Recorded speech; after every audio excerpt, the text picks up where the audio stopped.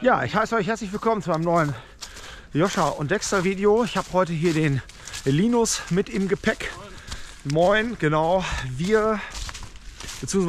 heiße euch herzlich willkommen zum ersten Teil der Achmar-Trilogie. Es ist also geplant, dass wir hier 3 Teile vom ehemaligen Flughafen in Achmar machen.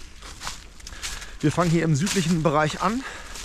Und die erste Struktur, ja, die zeige ich euch natürlich gleich nach meinem Intro.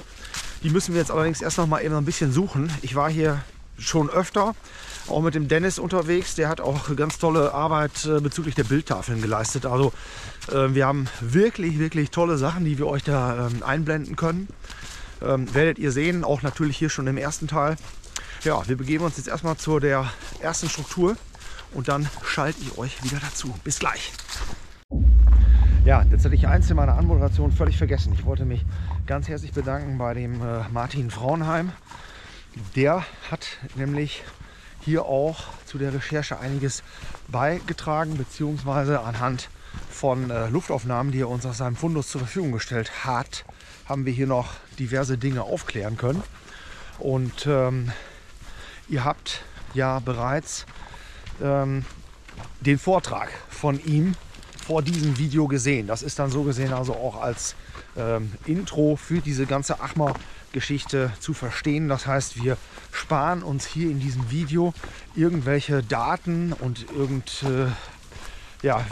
sonstige Informationen über den Platz, weil ihr das ja eben in dem Vortrag von dem Martin Frauenheim schon gesehen habt. Gut, das wollte ich noch mal eben gesagt haben, ist mir gerade völlig durchgegangen. Ja, wir laufen hier immer noch über das Gelände auf der Suche und ja, ich schaue euch dazu, wenn wir das dann letzten Endes gefunden haben. So, damit heiße ich euch herzlich willkommen an der ersten Struktur. Das heißt, letzten Endes, was ihr hier seht, ist nicht mehr auf Wehrmachtsaktivitäten zurückzuführen. Wir haben hier einen durch die Briten angelegten Feuerlöschteich im Gelände. Zeige ich euch natürlich im DGM-Modell. Genau nebenan liegt ein weiterer dieser Feuerlöschteiche. Hier haben mal Munitionshäuser gestanden für den Flugplatz und wir befinden uns hier in der ehemaligen Schleife, wo man dann entsprechend die Munitionshäuser anfahren konnte. Also hier führt der Weg lang und das Ganze führt dann eben auch hier oben in diese Richtung nochmal hoch und wir haben hier irgendwo Beton gesehen bei unserer Erstbegehung. Den möchte ich jetzt noch mal eben suchen und wenn wir das gefunden haben, schalte ich euch wieder dazu. Bis gleich. Ja, das Video fängt jetzt etwas unspektakulär an, wie ihr feststellen könnt, aber wir sind ja hier auch quasi archäologisch wieder tätig und auf so einem ehemaligen Flugplatz, da gibt es dann eben teilweise auch nur Fundamente und Bruchstücke zu erkennen. Ich habe jetzt hier von dieser Struktur, von dieser Betonstruktur, von einem Munitionshaus, habe ich jetzt so nichts die wirklich definitiv ausmachen können. Da lag immer mal wieder so ein bisschen was im Wald.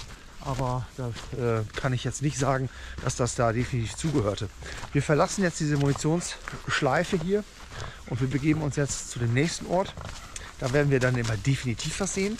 Und auch keine Sorge, ihr werdet hier in diesem Video auch noch was richtig Tolles sehen. Aber eben erst später, weil wir arbeiten uns halt hier systematisch vor. Wie gesagt, wir sind im südlichen Bereich. Größter Teil dieses Bereichs befindet sich auch noch in Nordrhein-Westfalen. Die anderen Bereiche sind dann schon im niedersächsischen Landesbereich. Und ja, wir müssen ja irgendwo anfangen, also fangen wir hier ein bisschen kleinteilig an und zum Schluss kommen dann auf jeden Fall noch ein paar Sachen, für die es sich absolut lohnt, dran zu bleiben. Also ja, ich zeige euch noch mal eben kurz, wie das hier aussieht. Wir sind also hier mitten in der Heide, wenn wir das so betiteln dürfen. Die Briten haben ja hier nach dem Zweiten Weltkrieg diesen Flugplatz quasi übernommen. Wir haben weiter genutzt als Truppenübungsplatz. Deshalb sind hier auch überall in den Wäldern entsprechende Löcher und Schützengräben und sonst was angelegt. Da kann man gar nicht in irgendeiner Weise zuordnen, ist das jetzt eventuell sogar noch aus Wehrmachtszeiten. Also der Großteil dessen wird eben aus der britischen Nachnutzung sein. Gut, wir gehen weiter und bei der nächsten noch erkennbaren Struktur aus Wehrmachtszeiten schalte ich euch wieder dazu. Ja, und damit willkommen an der zweiten Struktur, beziehungsweise nicht wirklich, denn wir haben hier noch irgendwie Teile eines Stellungssystems. Ich schreibe das der britischen Nachnutzung zu, denn so Stellungssysteme in dieser Art hatte man jetzt auf Flughäfen nicht unbedingt angelegt. Die wirkliche Struktur, die ich euch zeigen wollte bezüglich des Flugplatzes, die befindet sich hier vorne. Und ihr könnt das noch gar nicht so super erkennen, glaube ich. Aber wenn wir jetzt hier so vorstehen, man sieht Betonstruktur, man sieht die Übrigbleibsel eines der Verbindungswege, die es hier auf dem Flugplatz gab. Ich nehme jetzt an, ich habe die Dateien von dem Dennis noch nicht alle komplett gesichtet. Ich nehme an, dass wir hier auch eine Markierung haben, wo das war, dass wir es vielleicht sogar auf dem historischen Luftbild zeigen können.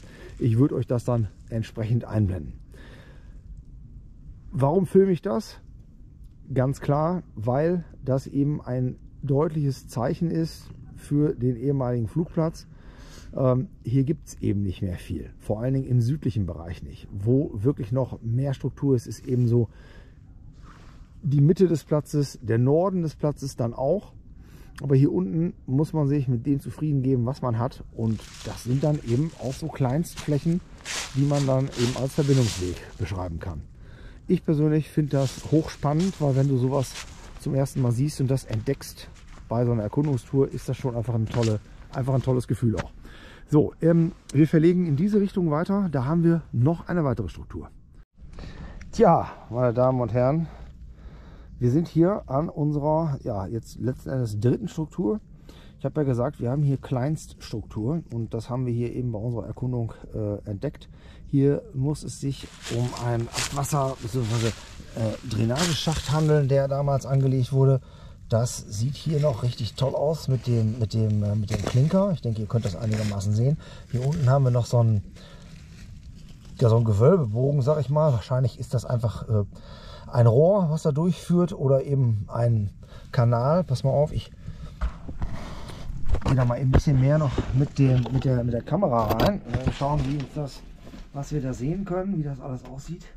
So, ich denke, die Aufnahmen sind so okay. Da vorne haben wir noch, ach guck mal hier, da haben wir sogar so einen Steigbügel, haben wir da noch an der Seite dran. Vielleicht, warte mal, so sieht man es glaube ich auch ganz gut. Vielleicht sieht man es sogar ohne Licht. Ja, ich glaube, die Aufnahmen sind gar nicht so schlecht, auch ohne Licht. Na, also so sieht das Ding da aus. Und ja, für mich war das hier auf jeden Fall filmenswert, weil hier oben in diesem Bereich, da gibt es einfach nicht so viel. So, dann hat man hier noch so einen Betonklotz oben reingeschmissen, damit man da eben nicht reinfällt, gehe ich mal stark von aus. Das ist einfach nur so eine grobe Absturzsicherung. Das mutet so ein bisschen an, als wenn es auch ein Element eines ehemaligen Flaksterns gewesen sein könnte. Ist aber reine Mutmaßerei, weil sonst ist hier in der Nähe jetzt erstmal kein Flakstern oder kein Fragment davon zu erkennen. Jetzt nehme ich euch noch mal ganz kurz eben mit. Und zwar haben wir hier noch einen Bereich, den hatten wir damals auch aufgeklärt. Mittlerweile ist dort allerdings, so wie ich das vernommen habe, ein Betretungsverbot aufgrund dessen, dass wir da ein Naturschutzgebiet haben. Und das liegt schon auf niedersächsischer Landesseite. Ich gehe hier nur mal eben einmal an die Bahnlinie ran. Das ist also letzten Endes der Wald, den ihr hier vor euch seht. In diesem Wald befinden sich noch Schützenstellungen. Da kann auch eine Flakstellung gewesen sein. Ich blende euch das im Geländemodell ein. Wir werden dieses Waldstück jetzt hier in diesem Video nicht begehen. So, wir gehen jetzt wieder zurück, sagen wir mal Richtung Auto. Wir haben da noch ein, zwei Strukturen auf dem Rückweg. Wenn wir da sind, werde ich euch dann wieder mit dazu nehmen, wie immer. Und Rückweg heißt jetzt nicht, dass wir danach nicht mehr weiterfilmen, sondern dann verlegen wir an eine andere Stelle und dann zeige ich euch hier noch ein paar Highlights im Süden. So, nächster kurzer Einblender. Wir haben hier abermals richtig schön anzusehende Asphalt-Betonstruktur aus ehemaligen Wehrmachtstagen. Und das Ganze hier wird umso spannender, wenn man nämlich hier vorne mal auf das Gelände drauf schaut. Dieses vor uns liegende Gelände, das ist alles hier so ein Areal. Ihr seht das, hier ist so ein Weidezaun, hier sind irgendwelche Urrinder oder sowas sind hier drauf stationiert. Es steht auch unter Strom. Ich rate jedem davon ab, dieses Gelände zu betreten, werden wir selbstverständlich auch nicht tun. Aber ihr seht hier geradeaus ebenfalls diese Asphaltstruktur. Das zieht sich bis hier vorne rüber. Hier vorne seht ihr das, da vorne in dem Bereich. Also das ist hier komplett ja, betonierte Fläche und halt auch ein schönes Zeitzeugnis, eben aus dieser Ecke, wo eben sonst kaum noch was zu finden ist. Gut, wir begeben uns jetzt wieder weiter Richtung Süden. Wir haben die nördlichste Spitze gerade bei dem Drainagesystem da schon erreicht. Weiter gehen wir da nicht in den Norden rein. Und ja, ich gucke mal, vielleicht finden wir noch ein, zwei Kleinstrukturen auf dem Rückweg zum Auto. Ich nehme euch dann wieder dazu, wie immer. Ja, wir sind jetzt hier ganz knapp hinter der Struktur, wo wir gerade waren. Und da hat der Linus noch hier Beton im Wald gefunden. Und ich muss sagen, total interessant. Und jetzt gerade bin ich hier noch mal ein bisschen näher rangegangen. Jetzt sieht man hier auch noch so ein bisschen, ja, so ein bisschen Draht. Und dieses hier, wenn ich das mal so sehe, dieses Teil, das sehe ich jetzt gerade erst, das erinnert mich doch stark an diese Tarnnetzhaken, die wir da in Wendlage auch so zuhauf gefunden haben. Das könnte durchaus also so etwas sein. Das, ja, ob wir jetzt aber hier was mit einer Bogenbinderhalle zu tun haben, das weiß ich nicht. Aber wahrscheinlich ist das hier doch so ein Teil von einem Tarnnetz, sage ich jetzt einfach mal. Wir haben hier relativ viel am Beton. Ich meine aber auch, wenn ich mich nicht ganz vertue, dass hier in diesem Bereich das Tanklager gestanden hat. Wir sind hier auch sehr nah an der Straße. Ich gehe noch mal eben einmal hier an den Linus und dem Hund vorbei, weil hier vorne liegt nämlich auch noch was. Ich zeige euch das jetzt nur, weil wir doch gesagt haben, ja, man sieht so viel, dass man sagen kann, das könnte schon von einem gewissen Interesse sein, dass man das wenigstens mal eben kurz hier filmt. Also hier vorne seht ihr auch noch mal wieder Beton. Das hier war das erste Teil, was wir da so gesehen haben. Und ja, ich habe da mal so ein bisschen das Moos weggemacht. Ihr seht also auch wirklich langer Betonbrocken, der hier noch liegt. Gut, also ich kann nicht sagen, was das hier ist. Ich kann nur sagen, dass das hier die Ecke meines Erachtens ist, wo das Tanklager war. Und auch hier direkt an dem Weg haben wir wieder diese entsprechende Betonstruktur. Das geht dann auch noch mal hier vorne rüber. Also es sind schon, wenn man hier auch selber vor Ort ist und diese Sachen dann so entdeckt, ist immer wieder einfach ein tolles Gefühl. Es sind oft die kleinen Dinge, die es dann ausmachen. Gut, so sieht es hier aus. Wir gehen jetzt weiter. Wir haben mittlerweile verlegt zu der weiteren Struktur, die ich euch zeigen wollte. Und die seht ihr jetzt hier vor euch eingeblendet. Und wir haben hier einen von, ich glaube, wir hatten hier auch 3 Flaktürme, genauso wie in Bendlage. Nur, dass in Bendlage ja leider nichts mehr steht, außer eine Rückwand. Aber das habt ihr in den Videos ja gesehen. Hier sind 2 der Flaktürme auf jeden Fall auch abgerissen. Und der eine steht hier noch. Und dieses Teil wollen wir uns jetzt mal ein bisschen genauer betrachten. Erstmal, wenn man hier so hinkommt und das Ding sieht, ist das schon auch eine sehr spezielle Atmosphäre. Also sind einfach tolle Eindrücke. Und dieser Flakturm hat da so ein paar, ja, ich weiß nicht, ob es Besonderheiten sind, kann man jetzt vielleicht nicht sagen. Das waren ja eigentlich alles recht gleich gebaute Bauwerke. Wir gehen jetzt aber mal eben hier zunächst mal rein. Wir haben hier eine Decke, sprich eine erste Etage. Und dann haben wir da oben die zweite Etage. Das heißt, das Dach, wo dann letzten Endes die 2 cm Flak oben drauf stand und dann eben hier den Nahbereich verteidigt hat. So, was hier fehlt offensichtlich ist die Treppe. Wie die mal aussah, das kann ich euch auch nicht sagen. Ob das ein Holzkonstrukt war oder ob wir hier irgendwas Gemauertes hatten. Auf jeden Fall sieht der Unterbereich dann erstmal so aus. Was ich euch ebenfalls nicht sagen kann, ist, ob diese Fenster da hinten schon immer waren, ob die nachträglich mal reingemacht worden sind, beziehungsweise dann nachträglich zugemauert worden sind. Das entzieht sich da alles auch meiner Kenntnis. Hier vorne sehen wir auf jeden Fall noch eine Durchführung. Und hier vorne geht es nach draußen, nehme ich an. Also ich denke, dass wir hier ein Abgasrohr hatten für einen Ofen, der hier mal irgendwie installiert war. Wenn man hier reinkommt, ja, hier unten ist auch noch mal irgendwie so ein Revisionsschacht, irgendwie so eine Klappe, die man auch so von Kaminen eigentlich her kennt. Und dann sieht das Ganze eben so aus. ja, das sind für mich erstmal tolle Eindrücke. Wir gehen jetzt einmal hier entlang des Flakturms. Schauen uns mal eben an, wie das hier noch so aussieht. Da oben haben wir ebenfalls noch ein Fenster, also in dieser ersten Etage. Hier an der Seite ist noch irgendwie so ein Metall dran, ob das eventuell ein Blitzableiter war. Ich könnte es mir vorstellen. Dann gehen wir noch mal eben hier auf diese Seite rum. Nach hinten. Ah ja, guck, da haben wir die Frage auch schon geklärt bezüglich dieser Fenster da drin. Also ich nehme an, dass das hier alles original Bestand ist. Der Klinker sieht mir so aus. Das sieht nicht so aus, als wenn da mal irgendwie nachträglich was reingemacht wurde. Da haben wir 3 Fenster unten und 3 Fenster oben, die wir von innen ja leider auch nicht sehen konnten. Was heißt leider? Ich sag mal so, da oben ist ja wenigstens immerhin noch eine Mitteldecke drin. Dann haben wir hier links am Fenster haben wir noch irgendwie einen Haken. Ich weiß nicht, ob man das sehen kann.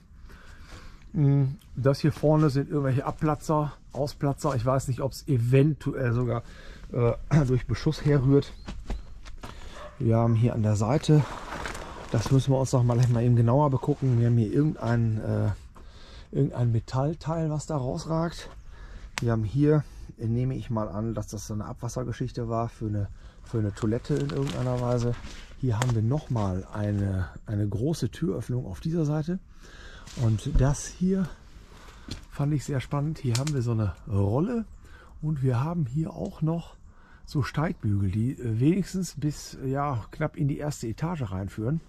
Und bei dieser Rolle, ich hatte das jetzt so ein bisschen anders sogar noch in Erinnerung bei meiner Erstbegehung hier, aber das ist jetzt schon auch über ein Jahr her.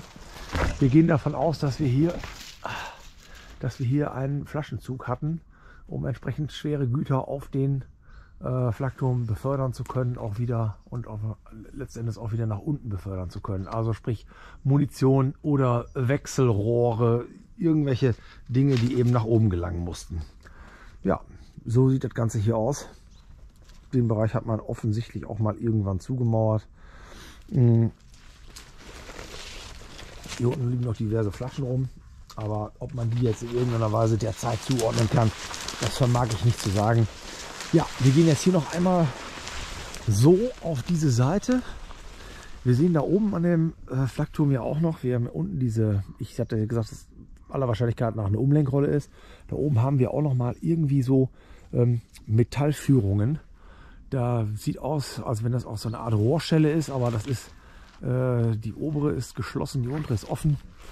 Ja, das sind hier so die Merkmale dieses Flakturms. Und ja, wo sich das Ganze auf der Karte befindet und so weiter, blende ich euch ja dann ein. Das war dann hier die wievielte Struktur, weiß ich nicht, aber wir verlegen jetzt von diesem Flakturm aus grob in diese Richtung und da schalte ich euch wieder dazu. So, pass mal auf, ich habe gerade überlegt, ich habe ja hier so einen Selfie-Stick, wofür habe ich den? Hier können wir doch mal eben so ein paar Aufnahmen wenigstens von der oberen Etage machen. Ja, ich sehe da nichts mehr. Ihr seht das jetzt, ich blind hier, fahre die Kamera einmal da so rum. Ich denke, dass wir da das soweit gut abgefilmt haben. Einmal noch nach links rüber. Ja.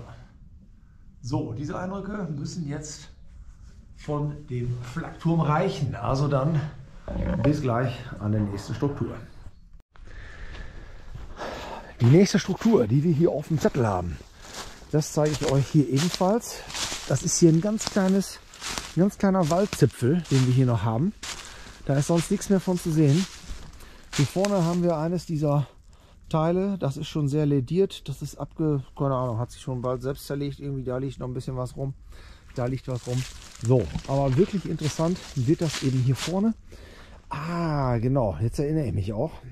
Also wir haben hier mal wieder Widerlager irgendeiner Bogenbinderhalle. Es könnte sein. Also wir haben auch hier eine andere Bauweise als im Bendlager, wie man das ganz klar erkennen kann. Im Bendlager hatten wir, glaube ich, 2 übereinander liegende Löcher dafür. Hier haben wir einen so einen rechteckigen Schacht, der da richtig reinführt, richtig tief reinführt, wo dann letzten Endes eben das Element drin steckte, um dann da hinten in einem anderen Lager sich dann wiederzufinden. Da hinten auf dem Acker, da ist nichts mehr zu sehen. Das ist alles beräumt worden. Hier haben wir auch noch Fragmente dieser Geschichte rumliegen. Ja, dann haben wir hier ein entsprechendes zweites Element und wir haben noch ein drittes. Mehr ist hier allerdings nicht mehr zu finden von diesen Elementen. Das heißt, da vorne ist noch dieser kaputte Haufen und dann haben wir diese. Wir haben noch auf einem anderen Platzabschnitt haben wir noch sehr viel mehr davon. Werde ich euch dann im zweiten Teil dieser Videoreihe zeigen. Dieses hier habe ich vorher auch noch nicht gesehen. Das heißt, aus Bendlage ist mir das nicht bekannt. Das habe ich erst hier gesehen bei den Recherchen. Und das sieht ja schon aus, als wenn wir hier so eine Art Betonsarkophag haben. Das ist so ein Sargdeckel. Ganz interessantes Teil. Wird natürlich auch irgendwie damit was zu tun gehabt haben. Wir haben hier nämlich auch ebenfalls so Öffnungen, um etwas einstecken zu können. Und das gleiche befindet sich hier vorne auf der linken Seite auch. In der Mitte meines Dafürhaltens, das ist alles fest, da ist nichts. Also ebenfalls dort und dort haben wir die Möglichkeit, etwas zu arretieren. Also letzten Endes wird das hier auch in irgendeiner Weise ein Widerlager einer Bogenbinderhalle sein. Anders kann ich mir das nicht vorstellen. Oder ob man sowas auch genutzt hat für Gestänge, um da noch Tarnmaterial anzubringen. Da bin ich raus, das tut mir leid, das weiß ich einfach nicht. Wenn da einer von euch genaue Kenntnis hat, schreibt es mir bitte in die Kommentare. Sonst ist der Wald hier sauber, also da ist sonst nichts weiter drin. Es könnte sich hier bei diesen Elementen um den Hangar für die Messerschmitt 262 handeln. Aber ich sage bewusst, es könnte. Der ist nämlich eigentlich woanders verortet, aber nicht sehr weit von hier. Und da, wo der eigentlich verortet ist, da gehen wir jetzt mal hin und da schauen wir uns mal um. Also dranbleiben lohnt sich. Bis gleich. Ja, herzlich willkommen an der nächsten Struktur. Ich zeige es euch auf der Karte, wo wir uns da befinden. Hier ist dieser Messerschmitt-Hangar verzeichnet, der 262-Hangar. Was wir hier auf jeden Fall haben, ist Übrigbleibsel eines Feuerlöschteichs. Wobei ich jetzt dieses hier nicht genau zuordnen kann, was das ist. Ihr könnt euch da jetzt natürlich auch selber ein Bild von verschaffen. Wir haben hier auf jeden Fall irgendeine Wasserleitung, denke ich mal, irgendeine Versorgungseinheit, irgendeine Drainage vielleicht auch. Das offensichtlich rund gemauert, dann so ein bisschen mit Beton abgedeckt. Da unten meines Dafürhaltens ist auch wieder so ein Drittelement, an dem man dann noch tiefer dort in den Kanal hätte hinabsteigen können. Ja, das Ganze sieht so ein bisschen zusammengeschustert aus. Jetzt haben wir hier im Anschluss auch noch so eine Platte und dann haben wir da so einen rechteckigen Eingang irgendwie.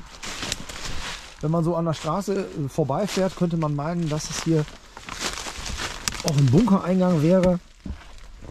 Würde ich jetzt erstmal nicht so sehen, wenn man hier vor Ort ist. Wir haben aber hinten in der Wand haben wir auch noch wieder irgendwie eine Art von Öffnung. Ich filme euch das mal eben. So, das meine ich. Das ist irgendwie auch so irgendwie eine Art Rohr. Das ist aber auch, hat keinen riesen Durchmesser. Das sind vielleicht 4-5 cm, sowas würde ich sagen. Und ja, so sieht das hier aus. Ne? Ob hier mal irgendwie auch eine Tür vor war, das könnte man sich gut vorstellen, weil deshalb hat man da wahrscheinlich auch diese Aussparung gelassen. Inwiefern wir hier noch was sehen können von dieser Struktur, kann ich euch gar nicht sagen. Es sieht aber so aus, als wenn das hier vorne beendet ist. Hier haben wir noch mal links so einen Sturz, der so nach links schräg unten verläuft. Das haben wir auf der anderen Seite ja ebenfalls. Also ich denke, dass das hier so eine Einheit war, dass das jetzt nicht noch irgendwohin weiter geführt hat. Ja, ich habe mich hier schon mal umgeguckt in diesem Gelände. Wir können hier auf einer historischen Luftbildaufnahme auf jeden Fall Gebäude erkennen. Diese Gebäude sind aber offensichtlich keine Hangargebäude. Und irgendwelche Bogenbinder, Widerlager haben wir hier auch nicht gefunden. Was es hier aber gibt, und das hatte ich ja gerade schon gesagt, ist eben diese Feuerlöschteichstruktur.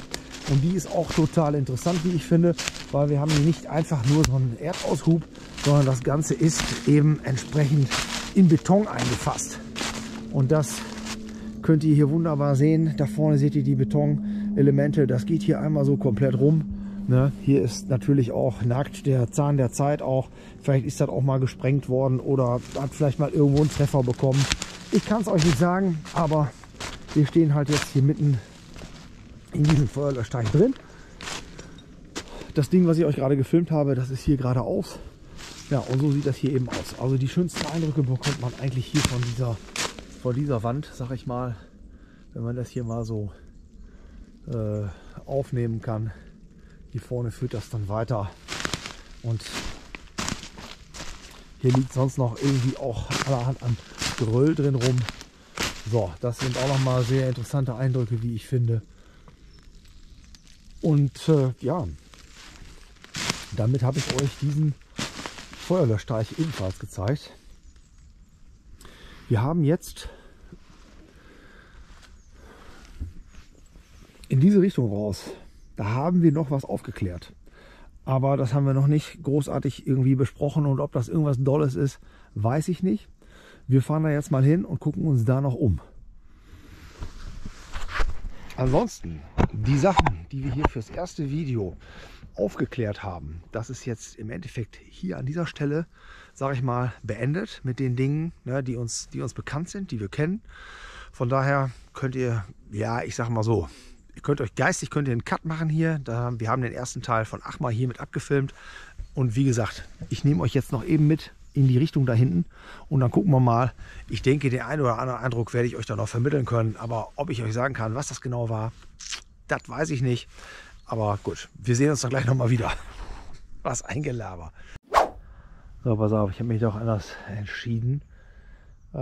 Ich nehme euch nicht noch mit zu den anderen Strukturen, sondern ich bin jetzt doch noch mal eben hier ein bisschen weiter in diesen kleinen Waldzipfel reingegangen und habe da doch noch was zutage befördert, wobei ich euch allerdings nicht sagen kann, was hier mal genau stand. Also ich weiß, und das seht ihr auch anhand der Luftaufnahmen, dass hier mal Gebäude standen.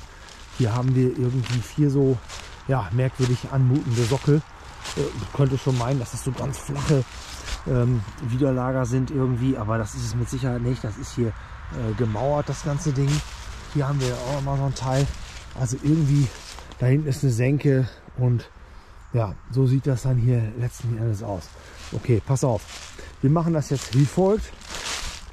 Ich mache jetzt hier aus genau diesem Waldstück die Abmoderation. Wir haben jetzt hier Achmar, den ersten Teil für euch verfilmt.